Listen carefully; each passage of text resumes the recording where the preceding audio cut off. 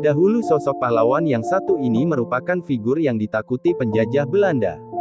Sosoknya yang pemberani dalam mengusir penjajahan dari bumi Sulawesi Selatan membuat Belanda memberikan julukan ayam jantan dari timur. Dialah Sultan Hasanuddin, salah satu pahlawan nasional Indonesia yang wafat di usia 41 tahun. Sultan Hasanuddin wafat pada tahun 1670 dan dimakamkan di Komplek Pemakaman Raja-Raja Goa. Selain dikenal sebagai pahlawan, dalam hidupnya Sultan Hasanuddin juga dikenal sebagai Raja Goa ke-16. Ia memegang tampuk kekuasaan selama 17 tahun.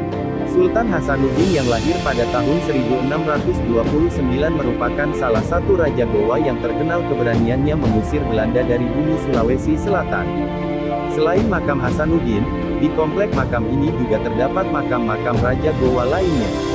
Memasuki makam yang terletak di Katangka Somba Obu Goa Sulawesi Selatan ini, pengunjung akan disambut dengan patung sosok Hasanuddin setengah badan sedang memegang senjata keris.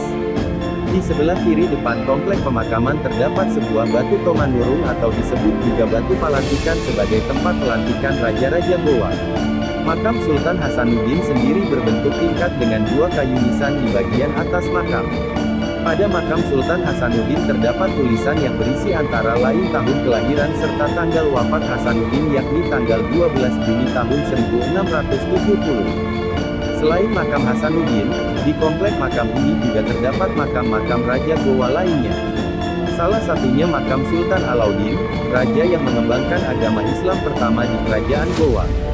Di sekitar makam ini juga terdapat sebuah masjid kuno yang dibangun pada tahun 1630. Sultan Hasanuddin merupakan putra kedua dari Sultan Malikus Said, Raja Goa ke-15. Sultan Hasanuddin memerintah di Kerajaan Goa saat Belanda sedang berusaha menguasai perdagangan rempah-rempah. Goa merupakan kerajaan besar di wilayah timur Indonesia yang menguasai jalur perdagangan.